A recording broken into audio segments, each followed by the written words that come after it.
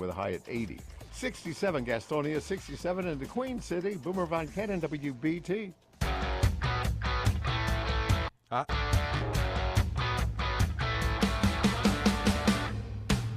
It's 5:05 and welcome into a Thursday edition of the Carolina Journal News Hour on News Talk 1110 99.3 WBT. I'm Nick Craig. Good morning to you.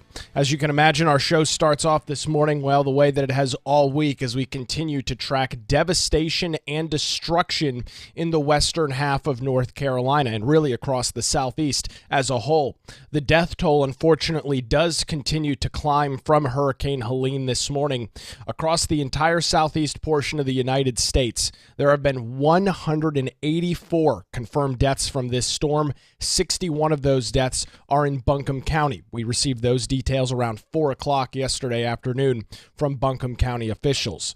Helene is now the deadliest storm to hit the United States since Hurricane Katrina in 2005. Search and rescue operations continue this morning as reports of hundreds of individuals are still missing out west. President Joe Biden and Governor Roy Cooper toured the damage in western North Carolina yesterday, and the president announced that the federal government will fully fund a debris removal and emergency protective measures for 6 months, covering those costs completely from the federal government. And with that, he announced that the federal government is, of course, continuing with their help, and they are sending 1,000 Department of Defense soldiers to North Carolina's National Guard to help bolster what they are doing. But today, I'm also directing the Department of Defense to move up 1,000 soldiers to reinforce North Carolina's National Guard because they need additional assistance.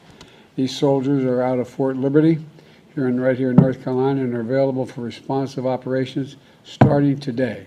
They're going to speed up the delivery of life-saving supplies like food, water, and medicines to isolated communities over what the Pentagon calls the last tactical mile.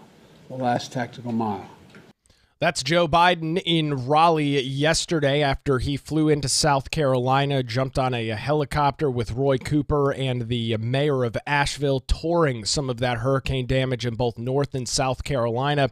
He then flew in Air Force One from South Carolina to Raleigh, where he received an update at the State Emergency Operations Center. Crews do continue with power restoration this morning, and those numbers, well, they continue to go down. As of this morning, 308,000 customers in western North Carolina are still without power as crews assess the damage to the infrastructure and the grid. In Buncombe County, the William DeBrew water treatment plant is not accessible. However, the North Carolina Department of Transportation is on scene and is working on rebuilding a road to the plant. Some of their other water treatment facilities, including the Mills River Treatment Plant, is functioning. So some residents of Asheville and Buncombe County do have water. However, there is a boil water advisory in for them. The North Fork Water Treatment Plant is operating, but is not currently delivering water due to damage. That plant is currently accessible, and crews are working on repairs to get full water supply flowing out of that area. Schools out in the area, Appalachian State, or App State as it's known, has announced that all classes are canceled on both their Boone and Hickory campuses, and that's in effect through 5 p.m. on Friday, October the 11th. The university says that the fall break, which will be coming up, closes the school, and classes will resume no earlier than October the 16th. Openings will be determined based on the conditions and the infrastructure of that university. As the crews continue to assess damage out there, Governor Roy Cooper talked a little bit about what he saw firsthand in doing a flyover of that area yesterday. This is going to be a long and difficult recovery, but talking with person after person in Western North Carolina, I know that we can come back and that we will come back because the people of Western North Carolina are resilient. We'll have more audio and video from Governor Roy Cooper and Joe Biden's briefing at the State Emergency Operations Center yesterday, including an update from Will Ray, who is the head of that department, in what the current situation is out west, how many crews are on the ground, and what continues there.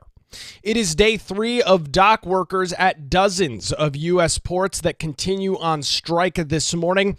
That's happening for the first time in nearly 50 years. The International Longshoremen's Association, negotiating on behalf of 45,000 dock workers at 36 ports from Maine to Texas, continue their strike. That's over wage increases. The strike, depending on its length, could be felt by consumers, and the estimated cost per day to the United States due to this stoppage is $3 to $5 billion. We'll have more details on that coming up a little bit later on this morning. It's now 5:10 on the Carolina Journal News Hour, continuing our coverage out west. More than 1,000 men and women incarcerated at prisons in North Carolina's Western Mountains have been evacuated over the past 2 days and relocated to at least 10 different prisons across the state. The North Carolina Department of Adult Corrections reports that all offenders are safe, but evacuations became necessary at 3 facilities due to long time frames for water and power restoration. On Tuesday, 841 men at the Avery Mitchell Correction Institute in Spruce Pine were transferred to 7 different North Carolina facilities.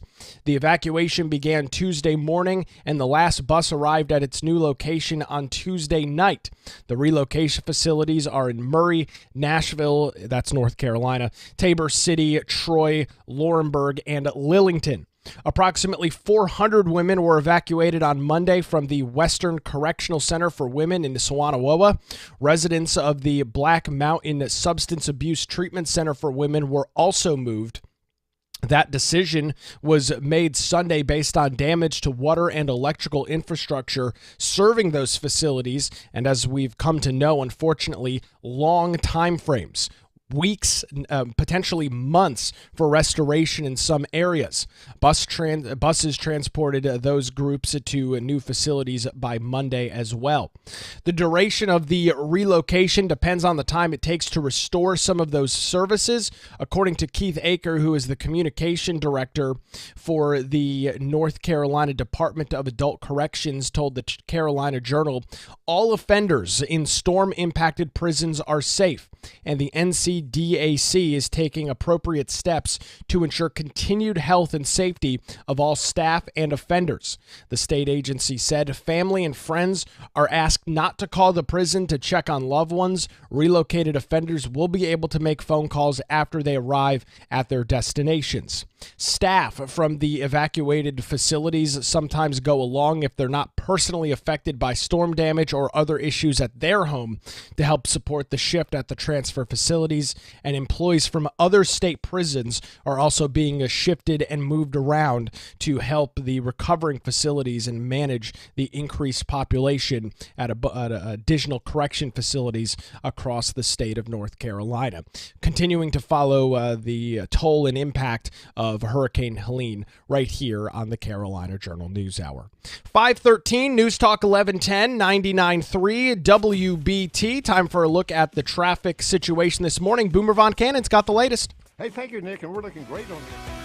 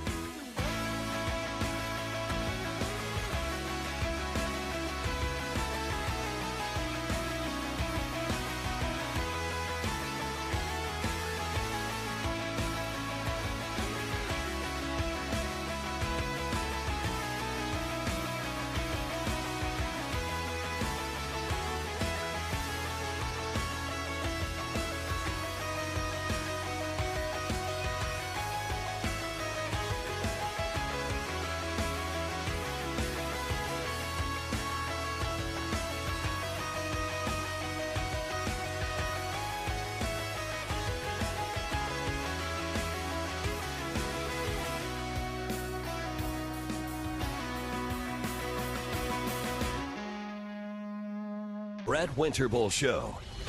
This afternoon at 3. News Talk 1110 and 99.3. WBT. Hot. 5:19. Welcome back to the Carolina Journal News Hour on News Talk 1110 and 99.3 WBT. We are also streaming live this morning over on the Carolina Journal YouTube channel. The death toll, unfortunately, continues to climb from Hurricane Helene.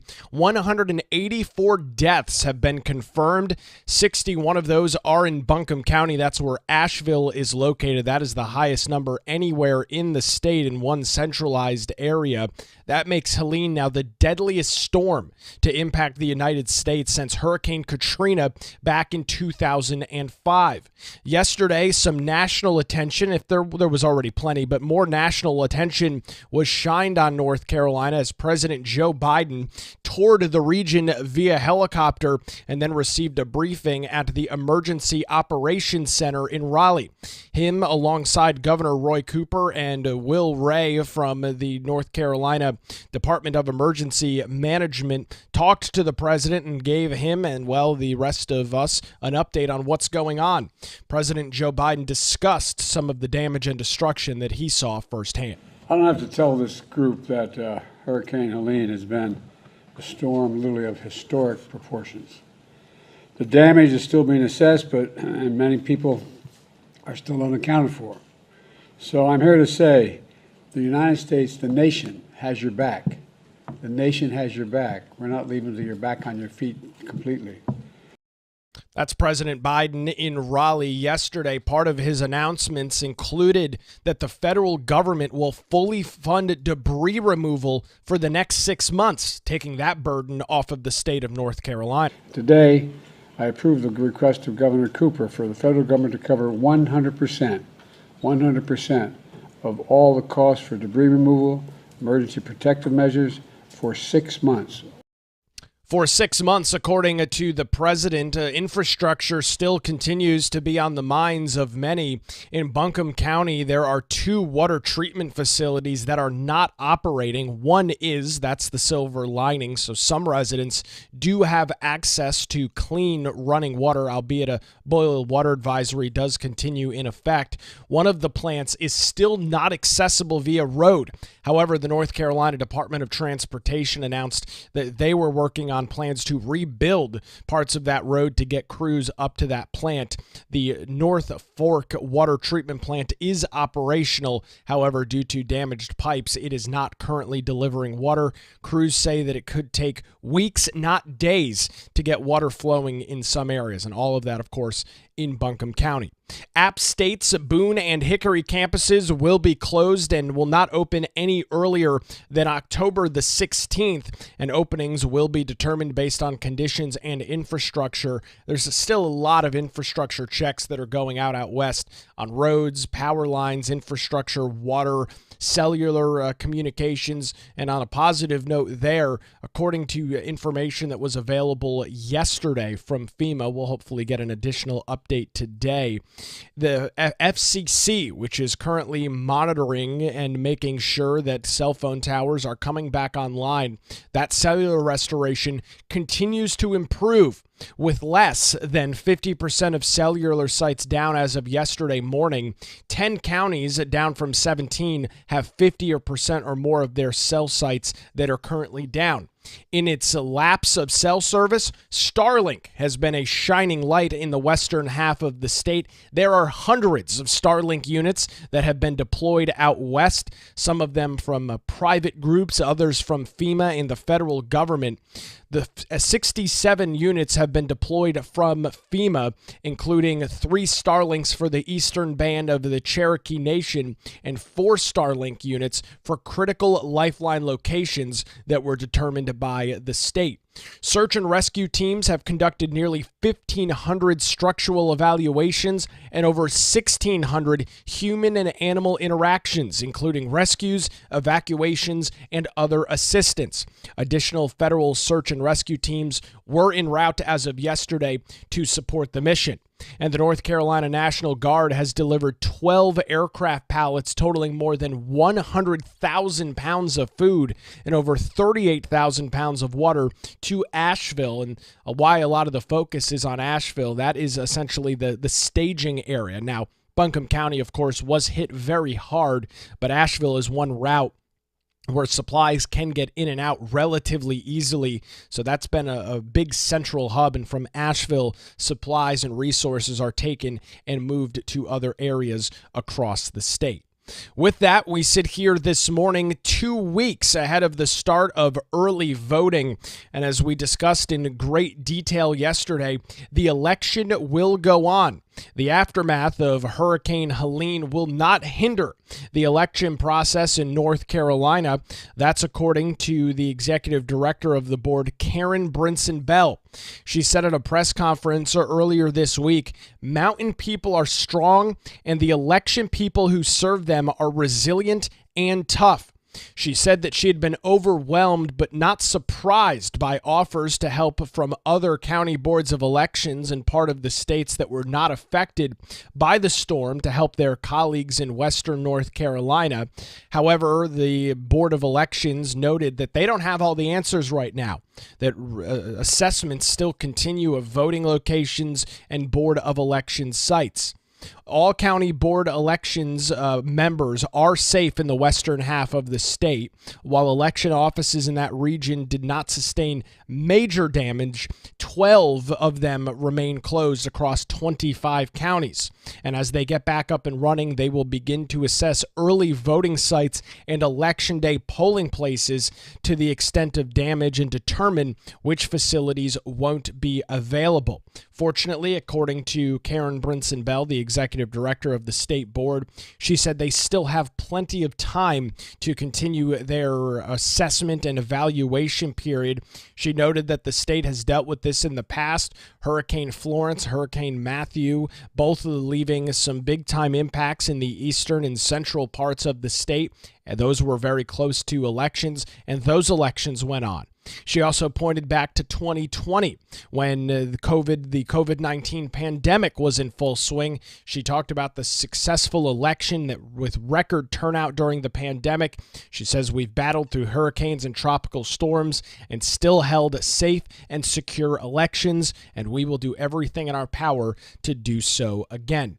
The board has set up a special website on their special webpage, I should say, on their website where individuals can go and get additional information about the impacts of Hurricane Helene. If you go to ncsbe.gov, there's a link on the homepage for Hurricane Helene for folks out in the western half of the state, early voting, voter ID, lots of information, and as you can imagine, a lot more information will be rolling out over the next couple of days and weeks as we get closer to the general election. Early voting starts 2 weeks from today. 5:27 on the Carolina Journal News Hour. News Talk 1110, 99.3 WBT. Let's get a look at your roads this morning. Boomer Von Cannon's got the latest in traffic. Hey, thank you, Nick. We're in great.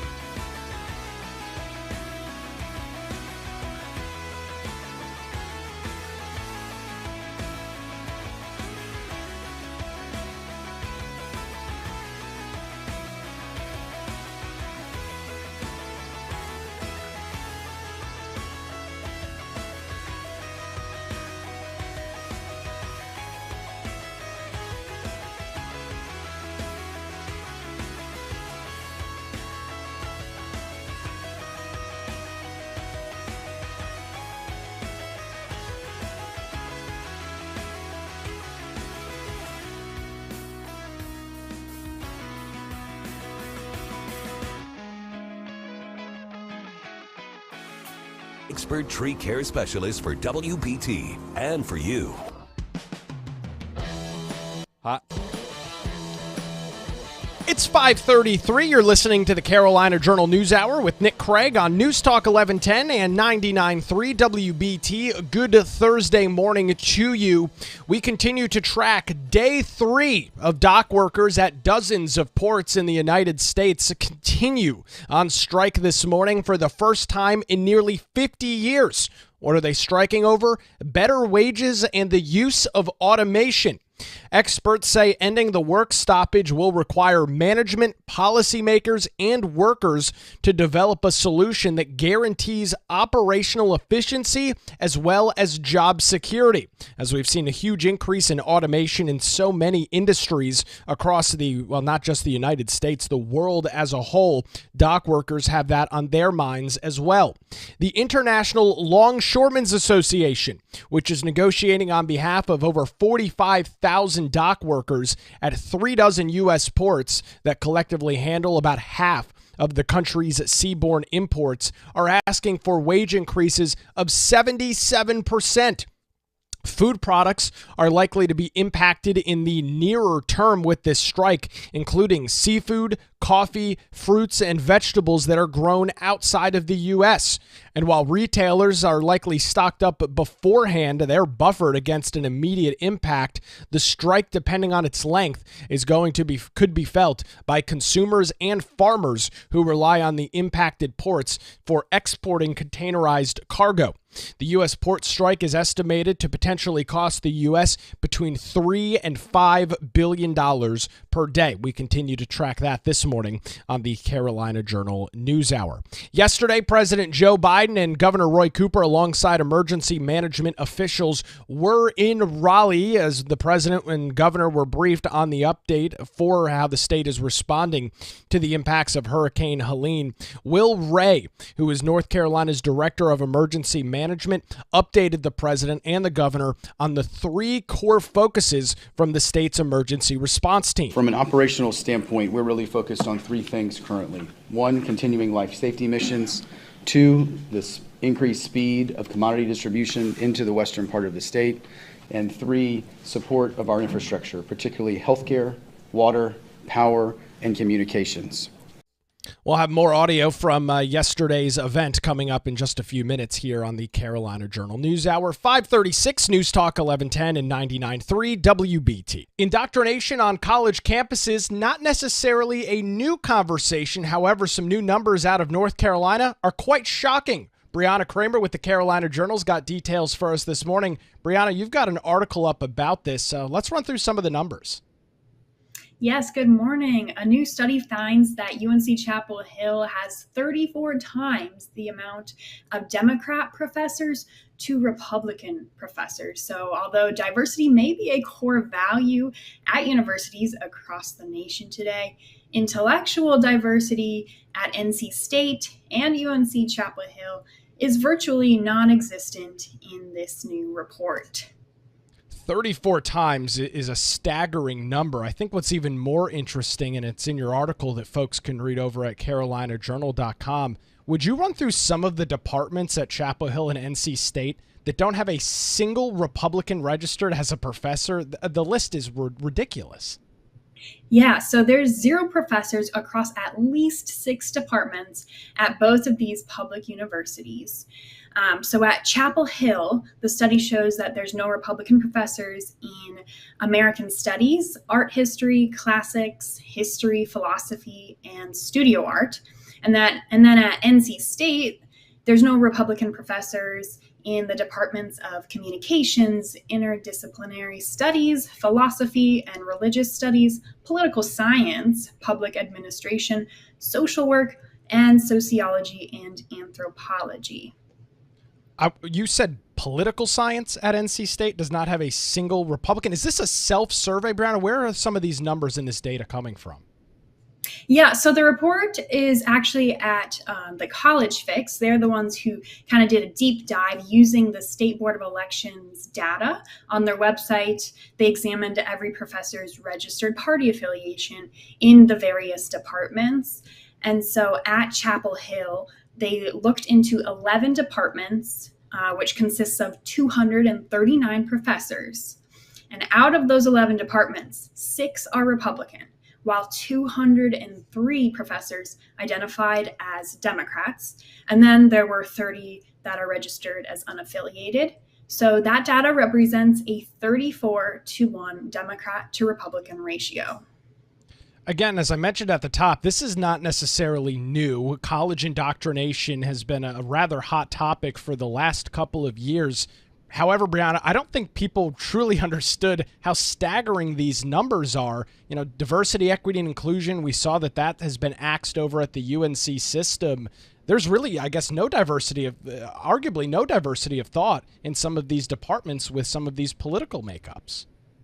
Yeah, definitely. And even some departments where, you would probably hope for some intellectual diversity, far left and far right, such as history or political science. I mean, there's one Republican professor at Chapel Hill that teaches political science.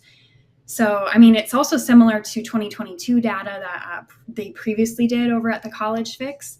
But then NC State's data also shows very similar findings out of 204 professors that they looked into in a bunch of humanities majors. And again, 158 are Democrats, while 8 are Republicans. So over there, it's a 19-1 ratio. So there's no professors that are registered Republican in the political science department as well at NC State. But the College Fix did talk to the chair of the political science department at NC State. And he says that he knows that some people lean more conservative within his department. So he actually kind of disputed their report and said that it really shouldn't matter if, people are registered one way or another. That is not what he's looking for, when they're hiring and when they're actually teaching these courses. That's apparently not a part of the equation at all. Now, you mentioned in some of those numbers that there's a block, albeit a small block, of unaffiliated professors. Maybe safe to assume that professors don't want to necessarily have that Republican registration on them, so they're registering as unaffiliated. But even if you assumed, Brianna, every single one of them were Republican, that was, 34 at Chapel Hill? The number still staggeringly outpaces for Democrats. Yeah, definitely. And I think that plays a role in it, is that a lot of people today, especially here in North Carolina, are unaffiliated. And so we don't know which way they lean. And a lot of people, especially at a university, may just want to leave their political leanings to themselves and not have that be public information. The author of the article said that administrators at UNC should be concerned that there's only one professor that felt that he could come forward and comment for this story. Only one Republican professor actually responded. And he didn't want to be named, or this individual didn't want to be named. And so it is concerning when you think about the fact that in that campus atmosphere, it's kind of a fear that people have to be known as being Republican or conservative. And so how is that playing out in the classroom as well? Well, and just so you can look at the examples earlier this year at Chapel Hill with anarchy seemingly unfolding on parts of the campus. Brianna, safe to assume that this sort of ideology is trickling down from the professors and maybe having an influence on some of the students that are taking their classes, irregardless of if these classes are even politically oriented at all. Yeah, I think you can assume that, although professors would dispute that and say that their political tendencies have nothing to do with what they're teaching in the classroom. But we also know that, of course, it can have an influence in the way that they're teaching the information and what they're telling students, especially when it comes to a political science course or philosophy, which is another area that had just one Republican out of 70 professors. So when you're looking at the data and really considering it, it heavily leans Democrat, even when we don't have that unaffiliated data. And, it's safe to assume that it's definitely having an impact on campuses and on students. You can read more of these details over at carolinajournal.com. 543 News Talk 1110, 99.3 WBT. Time for a look at traffic with Boomer Von Cannon. Thank you, Nick. We have road.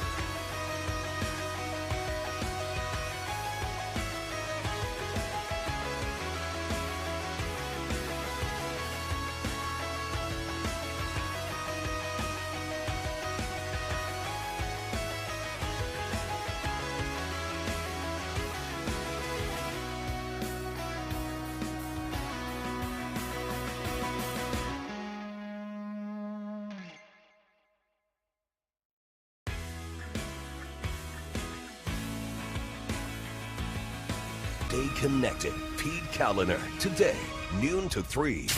WBT. Your emergency situation station.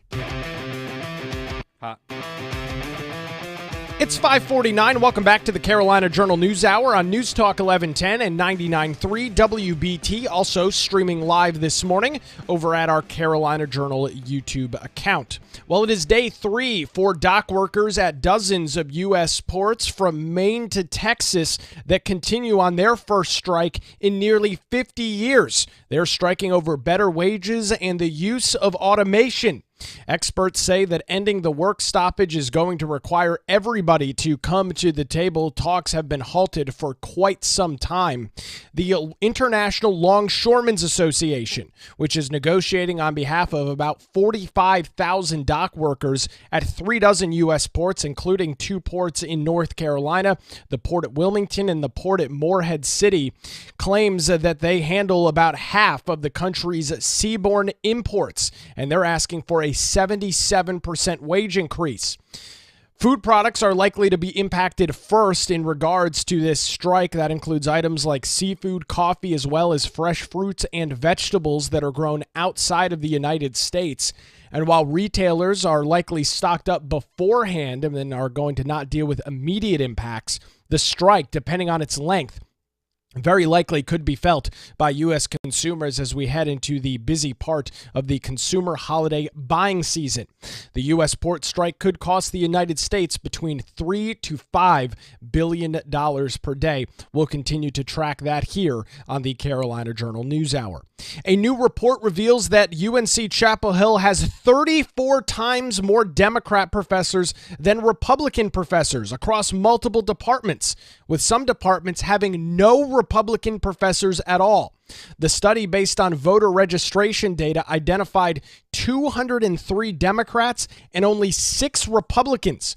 That's in total of 239 professors in 11 departments at Chapel Hill. The imbalance raises concerns about intellectual diversity, particularly in departments like political science and philosophy. Similar trends were also found at NC State, where Democrats vastly outnumber Republicans among faculty members. You can read more details on that story. It's on our homepage over at carolinajournal.com. It is now 5:51 on the Carolina Journal News Hour, and unfortunately, the death toll continues to climb from Hurricane Helene. Across the southeastern portion of the United States, 184 deaths have been confirmed. There are hundreds still missing. 61 of those deaths are in Buncombe County, where Asheville is located. Helene is now the deadliest storm to hit the United States since Hurricane Katrina back in 2005, and search and rescue operations are continuing this morning.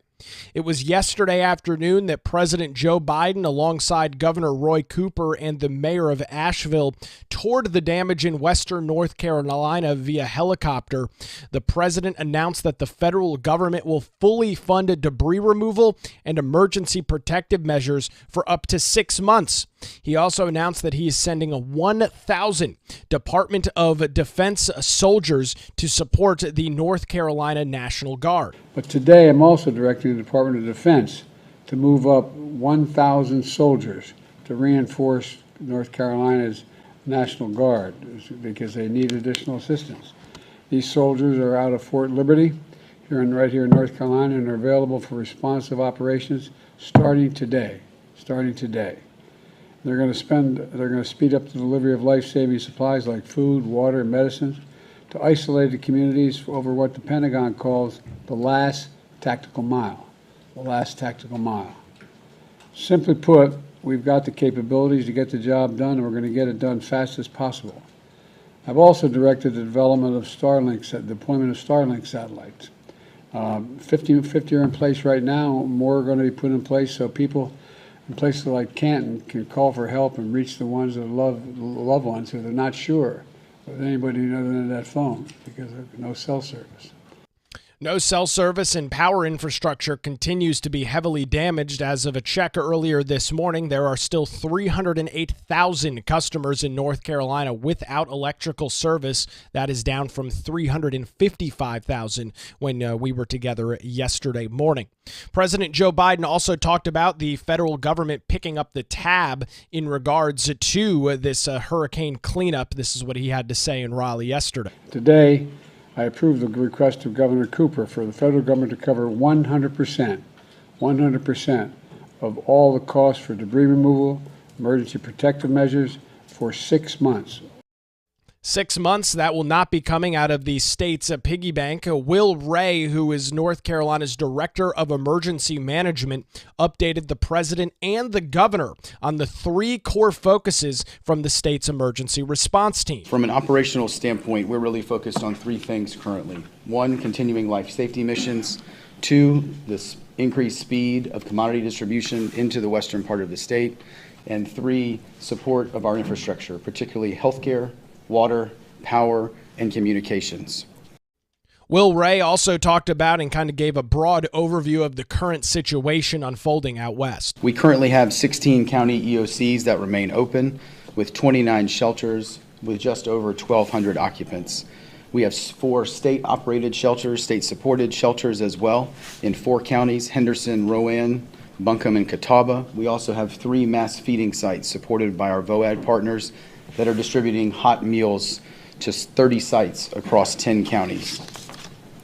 Our response footprint has grown significantly, and we're grateful for the support not just from the 22 states that have sent teams to support us, but also from our FEMA team and other members of the federal family.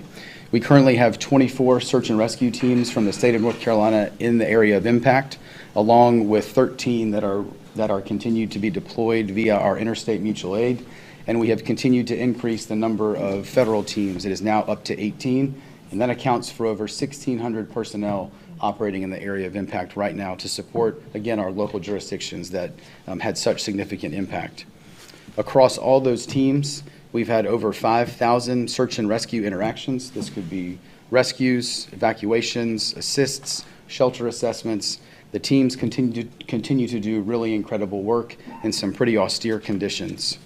We have 26 aircraft that are currently in the area of operations, and so far over the course of the event have lifted over 700,000 pounds of cargo into the impacted area.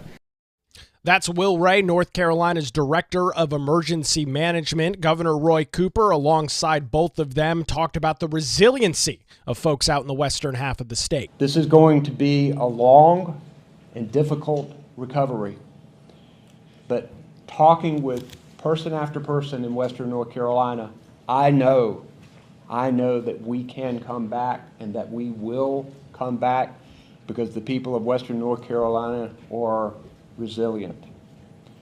They are resilient, according to the governor. Of course, pictures on social media show that that is, in fact, the case. Infrastructure continues to be a main topic in Buncombe County. Multiple water treatment plants are either not accessible or are not operational as of this morning. Officials over there say it could take weeks, not days, to get those plants back online. And App State has announced that their Boone and Hickory campuses will open no earlier than October the 16th. That's going to do it for a Thursday edition of the Carolina Journal News Hour. WBT News is next, followed by Good Morning BT. We're back tomorrow morning at 5 right here on News Talk 1110 and 99.3 WBT.